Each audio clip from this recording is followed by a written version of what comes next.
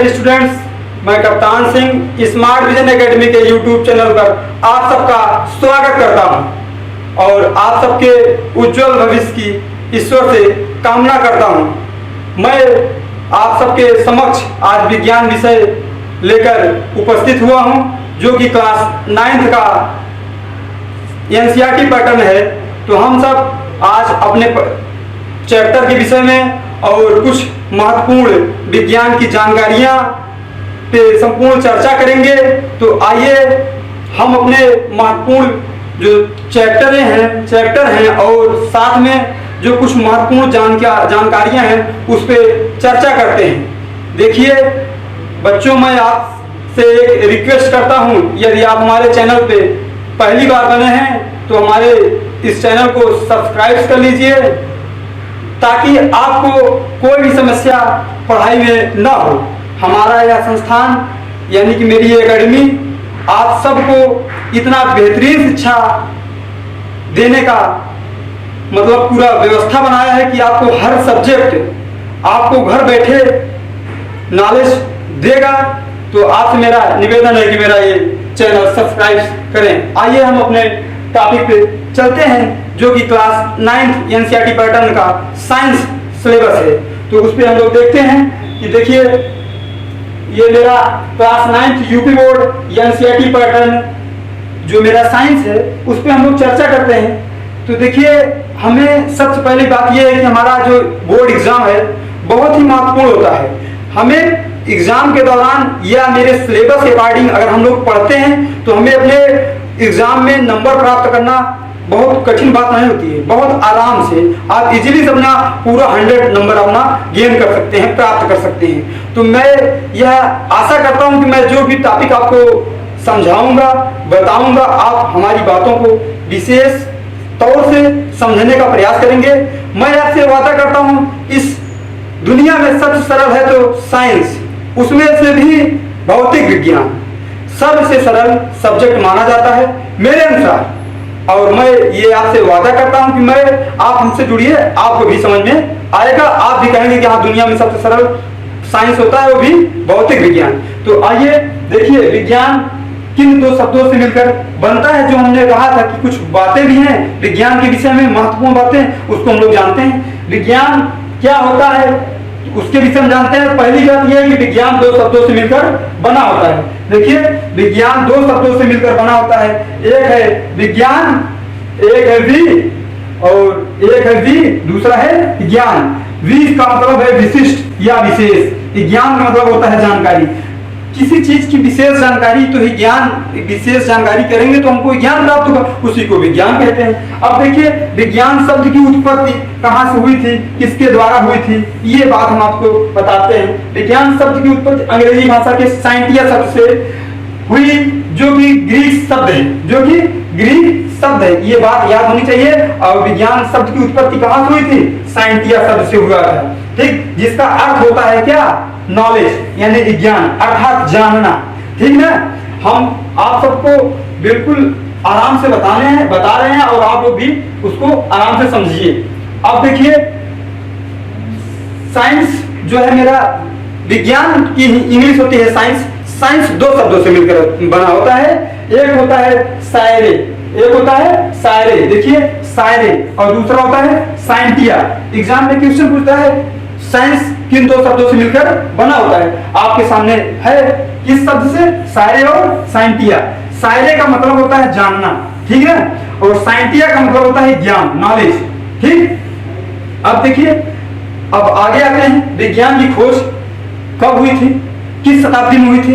विज्ञान की खोज 19वीं शताब्दी में हुई थी और विलियम बघेल या बवेल द्वारा सबसे पहले इन्होंने अंग्रेजी शब्द यूज किया था, वो था क्या, वैज्ञानिक। और किस सन में यूज किया था, सन 1883 में इस्तेमाल किया था। कौन इस्तेमाल किया था, विलियम बघेल या तो बवेल, ठीक है। अब देखिए जो उसके पहले थे, इससे पहले प्रकृति की जांच करने वाले लोग खुद को क्या कहते थे, प्राकृतिक दार्शनिक कहते थे। और विज्ञान के आधुनिक जनक कौन है, विज्ञान के आधुनिक जनक गैलीलियो है। लेकिन किसी एक व्यक्ति को नहीं कहा जा सकता। विज्ञान के जनक कौन है? गैलीलियो भी थे, क्योंकि हर साइंटिस्ट का, आइंस्टीन है, न्यूटन जी हैं, सब लोगों ने अपना तथ्य विचार विमर्श इस विज्ञान के क्षेत्र में रखा था। तो सब कहीं ना कहीं किसी न किसी का सबका योगदान है, लेकिन आधुनिक जनक गैलीलियो जी को माना जाता है। ये आपके जितने भी टॉपिक मैंने आपको बताया, ये आपके जीवन में हर क्षेत्र में एकदम महत्वपूर्ण है। ठीक है, आप इसको कंठस्थ कीजिए। कोई भी समस्या हो तो कमेंट बॉक्स में प्लीज कमेंट कीजिए। ठीक, हम आपके समस्या का निवारण करेंगे। अब आते हैं अपने पाठ्यक्रम, अब आते हैं अपने अभी पाठ्यक्रम में थोड़ा सा और जानकारी है। विज्ञान किसे कहते हैं? देखिए, विज्ञान किसे कहते हैं, बात यह मैंने आपसे कहा था मैं आपको विज्ञान पढ़ाऊंगा, तो विज्ञान में मैं आपको पढ़ाने चल तो रहा हूं, तो विज्ञान होता क्या है? सबसे पहली बात यह है कि मनुष्य के प्रयोगों एवं प्रेक्षणों से प्राप्त वास्तविक एवं क्रमबद्ध ज्ञान को ही विज्ञान कहा जाता है। एक बात, छोटी सी डिफिनेशन है, आप उसको समझने का प्रयास कीजिए। मनुष्य के प्रयोगों एवं प्रेक्षणों से प्राप्त वास्तविक एवं क्रमबद्ध ज्ञान को ही विज्ञान कहा जाता है। देखिए, एक मैं आपको एग्जांपल बताता हूं, आप बिल्कुल नॉर्मल से समझिएगा। यदि एक छोटा बच्चा सुबह या शाम को मम्मी उसको दूध ग्लास में देती है, तो किसी दिन बॉर्नवीटा, किसी दिन कुछ न कुछ फ्लेवर मिला उसको देती हैं पिलाने के लिए कि बच्चा मेरा स्वस्थ रहे, ताकि तंदुरुस्त हो जाए। तो बच्चे का एक दिन दिमाग में उसे एक सवाल आया कि यार दूध में मैं नींबू क्यों ना मिला के पी लूं। तो बच्चा सोचा और मम्मी से बोला। मम्मी ने कहा कि ठीक है बेटा, तुम बड़े हो गए हो, जो भी फ्लेवर तुमको चाहिए अपने से नींबू डाल के पियो, चाहे संतरा डाल के पियो, लेकिन पीना है तुमको दूध। बच्चे ने दूध लिया, दूध में नींबू निचोड़ा। जैसे ही नींबू निचोड़ा, दूध क्या होने लगा? फटने लगा। अंततः वो फट गया। बच्चा था, लेकिन वो क्या हो गया था? जानकार हो गया था। वास्तविकता में वो क्या हो गया? फट गया दूध। यानी कि प्रयोग किया, मनुष्य ने प्रयोग किया, उसके बाद प्रेक्षण से, ध्यान से देखा, ऑब्जर्वेशन, देखो एक्सपेरिमेंट किया। क्या किया? एक्सपेरिमेंट किया। उसके बाद ऑब्जर्वेशन, ध्यान से देखा। ऑब्जर्वेशन का मतलब होता है ध्यान से देखना। ऑब्जर्वेशन को हिंदी में कहते हैं प्रेक्षण। उसने ध्यान से देखा कि मैं नींबू डाला और दूध क्या होने लगा? रियल में वो क्या होने लगा? क्रमबद्ध स्टेट तरीके से वो फटने लगा और अंततः फट गया। इसी ज्ञान को भी क्या कहा जाता है? विज्ञान कहा जाता है। आई होप आपको विज्ञान की डिफिनेशन समझ में आ गई होगी। अब मैं आपको एक और एग्जाम्पल, या तो एग्जाम्पल भी बता सकता हूं, पहले एक और डिफिनेशन ले लीजिए। एक और देखिए, विज्ञान की एक परिभाषा और आपको मैं बताता हूं, बिल्कुल इजीली आप समझिएगा। किसी वस्तु की सुव्यवस्थित, सुसंगठित, क्रमबद्ध तरीके से संयोजित करने की प्रक्रिया के ज्ञान को विज्ञान कहा जाता है। किसी वस्तु की सुव्यवस्थित, सुसंगठित, क्रमबद्ध तरीके से संयोजित करने की प्रक्रिया को विज्ञान कहा जाता है। ठीक है, अब देखिए, मैं ये लाइब्रेरी में पुस्तकें ऐसे पढ़ी हैं, कई सब्जेक्ट की होंगी। ये मान लीजिए मैं पुस्तकें हैं, ये मान लीजिए साइंस की है, ये मैथ की है, इंग्लिश की है, ये हिस्ट्री की है, ज्योग्राफी की है, और ये ड्राइंग की है, ये कंप्यूटर की है, ये बेसिक नॉलेज की है। ऐसे ही तमाम पुस्तकें लाइब्रेरी में रखी हुई हैं। किधर? तितर बितर, मतलब एक सिस्टम से नहीं रखी है, तितर बितर रखी है। इसको ये जो डिफिनेशन कह रही है, बस देखिए उसी को करें। किसी वस्तु क्या कर दिया जाए? सुसंगठित, सुव्यवस्थित, क्रमबद्ध तरीके से संयोजित करने की जो प्रक्रिया होती है, इसके ज्ञान को भी विज्ञान कहा जाता है। इसी को हम लोग आराम से, एकदम तरीके से, सिस्टमैटिक ढंग से क्या कर दें? व्यवस्थित करके रख दें। उसी को क्या कहा जाएगा? उसी के ज्ञान को ही विज्ञान कहा जाएगा। एग्जाम्पल, पुस्तकालय में पुस्तकों को क्रमबद्ध तरीके से व्यवस्थित करना ही क्या कहलाता है? हमारे जो हमको ज्ञान मिला वही विज्ञान होता है। आई होप कि आपको विज्ञान की डिफिनेशन बिल्कुल समझ में आ गई होगी। तो अब देखिए, जो हमें क्लास 9 में, यानी कि क्लास 9 में, यानी कक्षा 9 में, मैं बार बार 9 का इसलिए रिपीट कर रहा हूं कि बेसिक है। आप यहीं से, आपकी बुनियाद है, आप यहीं से अपना सोच बदल दीजिए, आगे भविष्य में अपना एम बना लीजिए, हमें करना क्या है। मैं आपको गाइडेंस देता हूं, आप उस पर अमल कीजिए, विश्वास कीजिए कि मैं जो बता रहा हूं वो सत्य है और आप हमारे बताए हुए मार्ग पर चलेंगे, आपकी मंजिल 100% प्राप्त होगी। अब देखिए, विज्ञान जो मेरा सिलेबस है उससे पहले मैं आपसे ये बताना चाहता हूं विज्ञान कितने प्रकार के हैं। देखिए, विज्ञान 3 प्रकार के हैं, हम लोग जानते भी हैं। भौतिक विज्ञान होता बहुत कुछ है, बहुत कुछ होता है, आप दूसरे की बातों में मत आइएगा, लेकिन हमारा जो सिलेबस है मैं उसके अकॉर्डिंग बता रहा हूं। ऐसा नहीं विज्ञान तो कुछ लोग और कुछ बता देंगे इतने प्रकार का होता है, होता भी है, हम भी जानते हैं, लेकिन हमारे सिलेबस में जो है हम उसको लर्न करेंगे। तो विज्ञान 3 प्रकार होते हैं, types of science. It is very most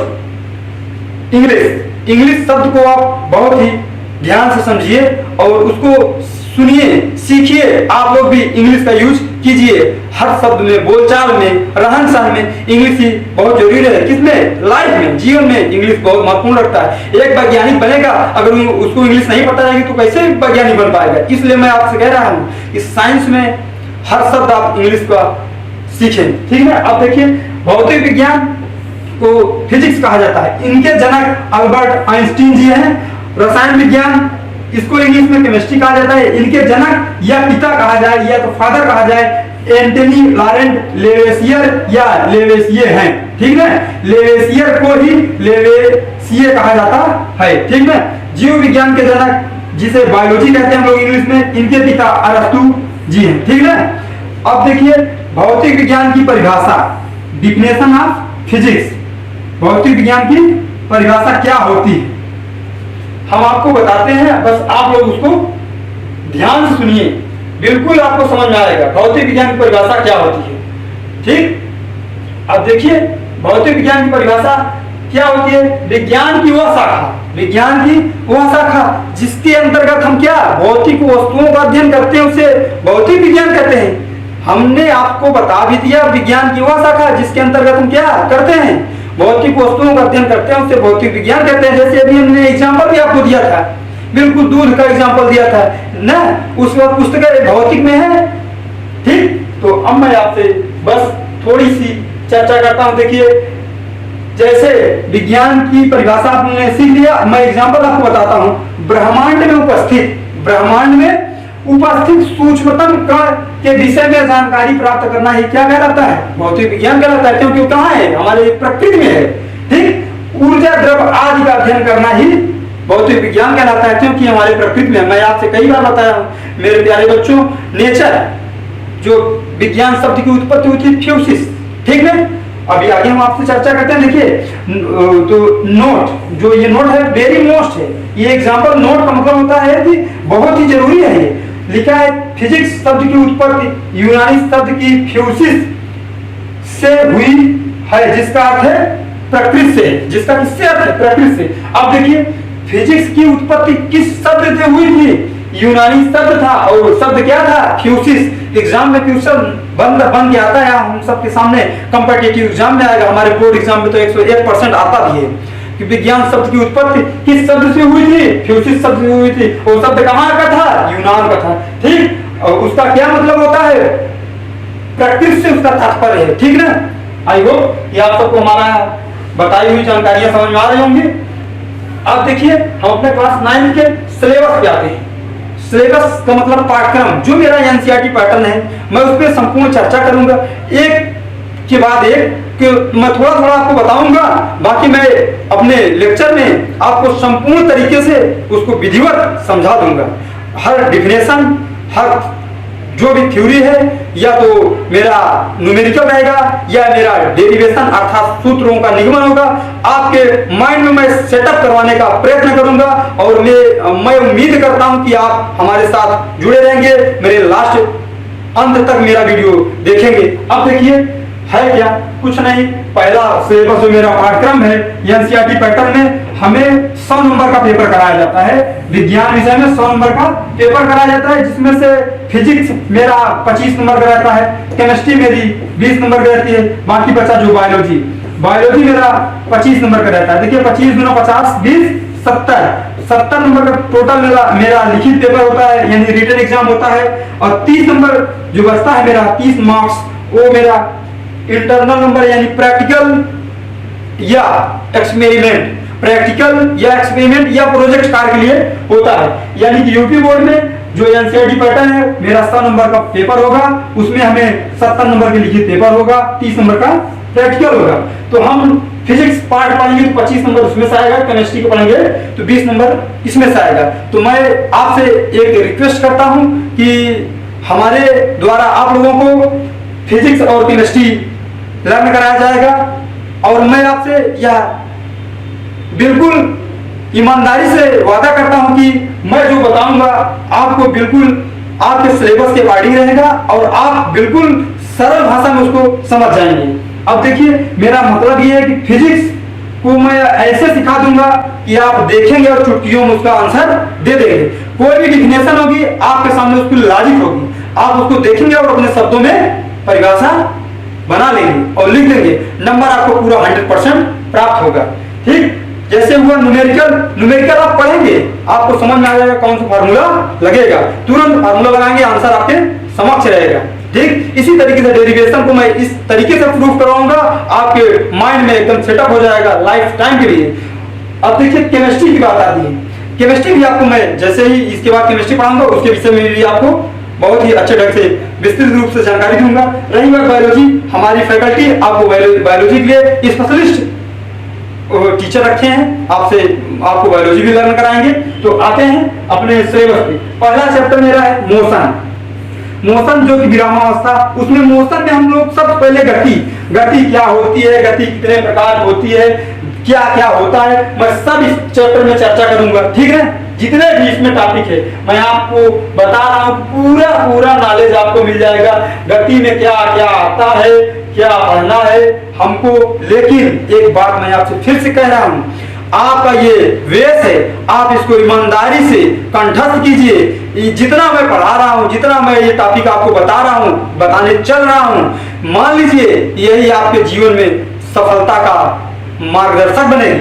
अब देखिए, जैसे मेरा कहने का मतलब है गति कितने प्रकार की होती है, क्या कब होती है, कब नहीं होती है। तो पहले इस चैप्टर में हम लोग विरामावस्था पढ़ेंगे। विरामावस्था मतलब वो रुका है, ब्रेक स्टेट। ठीक है, इंग्लिश में कहा जाता है गति अवस्था, वो स्पीड स्टेट, यानी गति कर रही है। जैसे ट्रेन रुकी हुई है, मैं रुका हुआ हूं तो मैं क्या हूं, ब्रेक स्टेट में रुका हुआ हूं।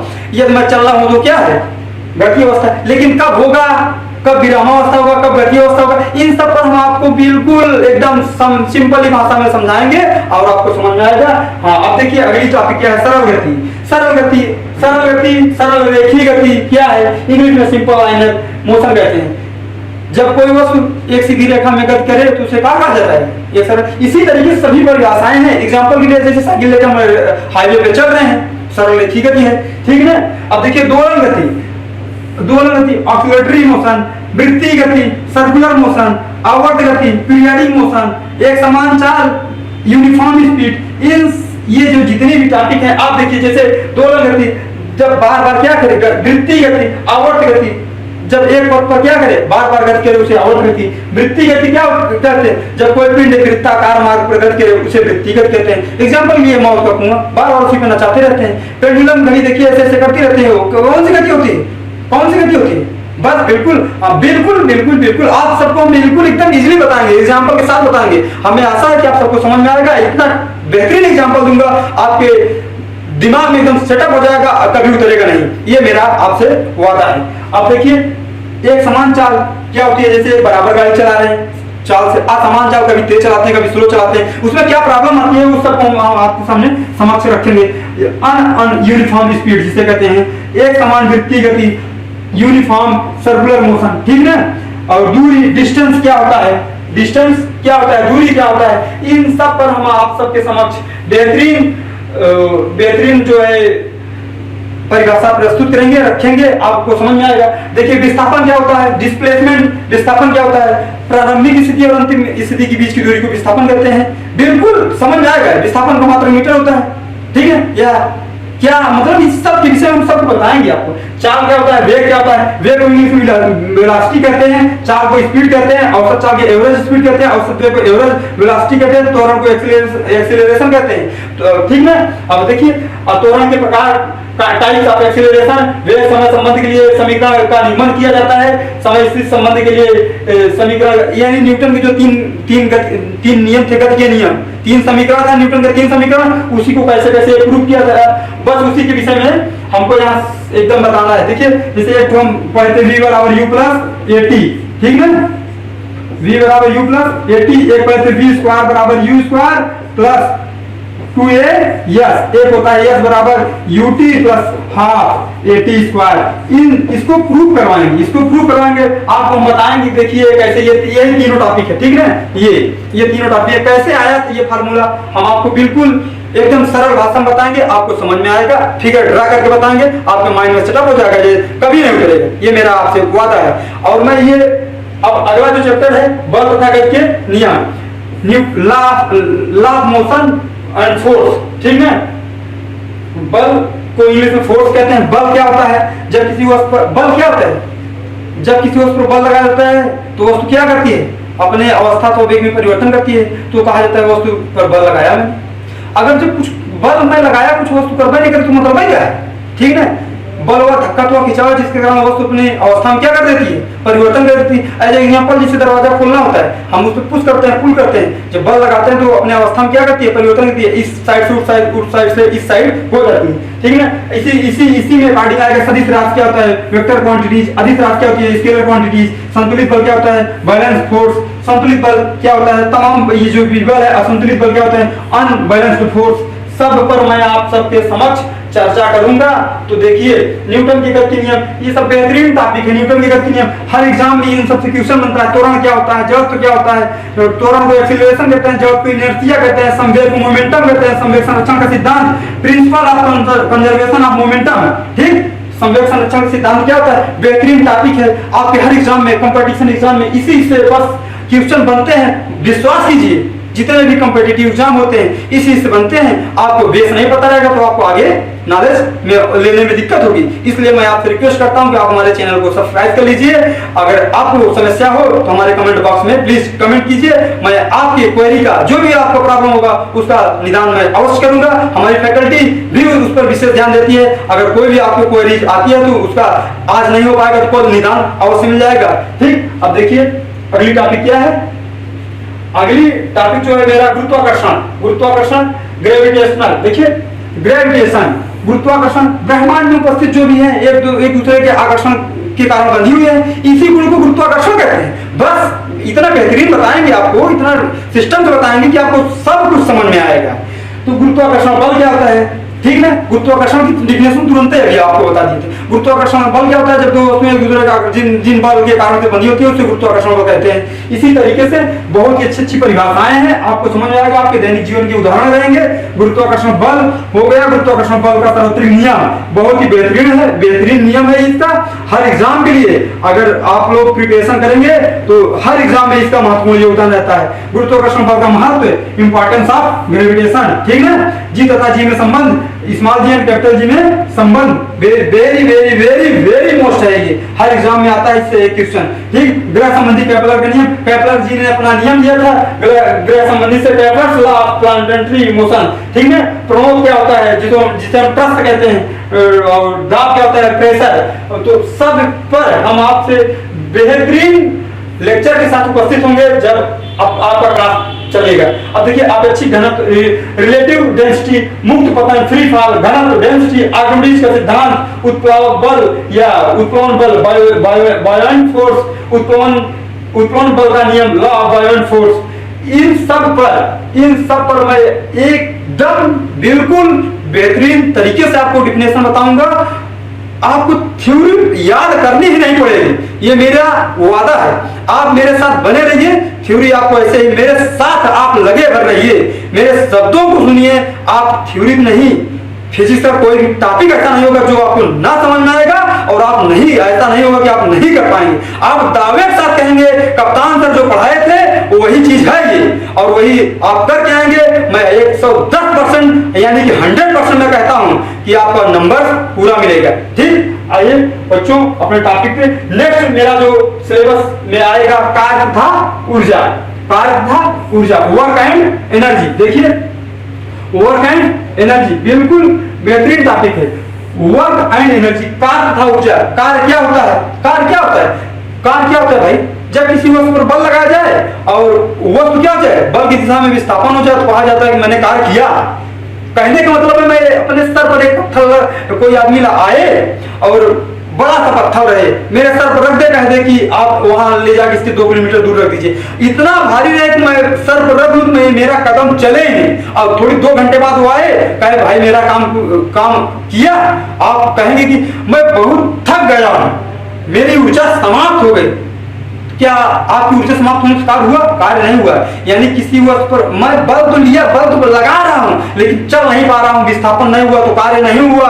आया समझ में? देखिए इसी के साथ मैं बताऊंगा आपको कार्य क्या होता है, ऊर्जा क्या होती है। ऊर्जा कार्य करने की क्षमता को, ऊर्जा जब मैंने कार्य नहीं किया तो मैं वहां से यहां तक गया तो मैं ऊर्जा मैंने कार्य कहां किया? कुछ नहीं किया। मेरा ऊर्जा तो ठीक है, कार्य करने की क्षमता को ऊर्जा कहा जाता है। इसीलिए तो एक दूसरे की अपरूपक माने जाते हैं। अब देखिए ऊर्जा हो गया आपका। अब ऊर्जा के प्रकार, ठीक है, ऊर्जा के प्रकार, टाइप्स ऑफ एनर्जी। ऊर्जा कितने प्रकार की होती है?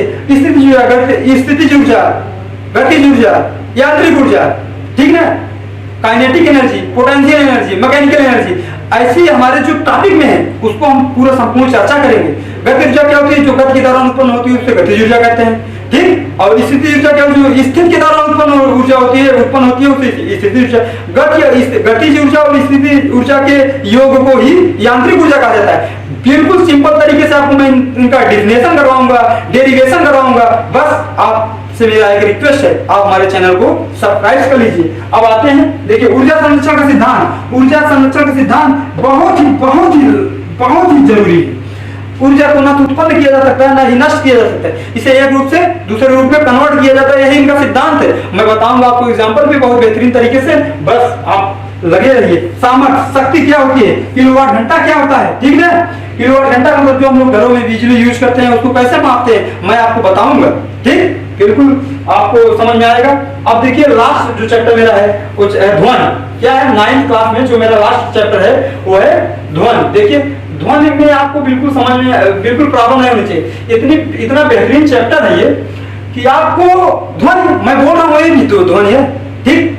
आप किसी न किसी माध्यम से जो ध्वनि बोलते हैं तो उसमें क्या क्या होता है, ध्वनि कब होती है, ध्वनि कहाँ ज्यादा होती है, कहाँ कम होती है, सब कुछ इसी में चर्चा करेंगे। देखिए ध्वनि, पहले टॉपिक में साउंड पढ़ूंगा, अर्थात ध्वनि, ठीक, ध्वनि की आवृत्ति और उत्पत्ति, ध्वनि की उत्पत्ति, ऑरिजिन ऑफ साउंड, ठीक, कंपन, वाइब्रेशन, ध्वनि की प्रकृति, नेचर ऑफ साउंड, ध्वनि के संचरण, मोमेंटम ऑफ साउंड, अनुदैर्घ्य तरंग, ला वेव्स, अनुप्रस्थ तरंगे, ट्रांसड्यूसर वेव, ठीक, यांत्रिक तरंगे, मैकेनिकल वेव, विद्युत चुंबकीय तरंगे, नॉन मैकेनिकल वेव्स, ठीक। इन सब पर ये जितने भी टॉपिक है इन सब पर हम और आप बहुत बेहतरीन तरीके से पढ़ेंगे। तरंग चाल, वेव स्पीड, तरंग दैर्घ्य, वेवलेंथ, आवृत्ति, आवर्तकाल, आवृत्ति को फ्रीक्वेंसी कहते हैं, आवर्तकाल को टाइम पीरियड कहते हैं, ध्वनि की चाल, speed of sound, sonic boom, पराध्वनिक चाल, सुपरसोनिक स्पीड, ठीक है, प्रघाती तरंगे, शॉक्स वेव्स, ठीक, तारत्व, पिच, श्रव्य परास, एडिएबल रेंज, अश्रव्य परास, इनऑडिबल रेंज। देखिए ध्वनि, कौन सी ध्वनि हम सुन सकते हैं, कौन सी ध्वनि हम नहीं सुन सकते हैं, कुत्ता कौन सी ध्वनि सुनता है और जो है हाथी कौन सी ध्वनि सुनता है। इसी तरीके से जितने भी है, मेरी मीठी आवाज क्यों नहीं होती और स्त्रियों की मीठी आवाज क्यों होती है, किसके कारण होती है, सब इसी चैप्टर में सब कुछ है। आपको सब बेहतरीन तरीके से मिलेगा, एक एक टॉपिक मिलेगा। आप हमारे साथ जुड़े रहिए। मैं आपसे वादा करता हूं कि आपको एक भी टॉपिक नहीं छोड़ूंगा जो कि आपको प्रॉब्लम हो। अब देखिए मैं आपसे एक बात और बताना चाहता हूं, पराश्रव्य, अपराश्रव्य कौन सी ध्वनि है जो हम नहीं सुन सकते हैं और कौन सी ध्वनि जो हम सुन सकते हैं, सब चीज इसी में, हर टॉपिक जो ध्वनि से रिलेटेड है कि किसकी मीठी आवाज होती है, किसकी पतली आवाज होती है, किसकी क्या होती है, किसका मोटा हो जाता है, किसके कारण होता है, सब कुछ इसी में मैं आप सबको बताऊंगा।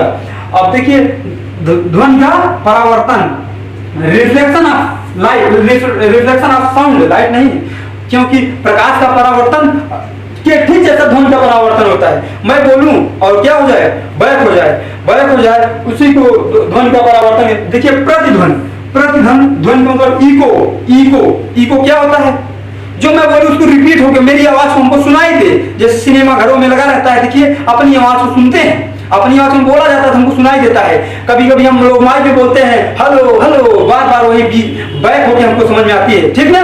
आप बस प्रतिध्वनि भी अनुरण, रिवाइब्रेशन, रिवाइब्रेशन, रिवाइब्रेशन, ठीक ना। सोनार, सोनार क्या होता है, सोनार समुद्र की गहराई में अपने में इसका उपयोग होता है। कैसे होता है, क्या होता है, कब होता है, सब कुछ आपको डिटेल दिया जाएगा। अब देखिए मानव कान की संरचना, मानव कान की संरचना, structure of human ear, structure of human ear, ये ठीक ना।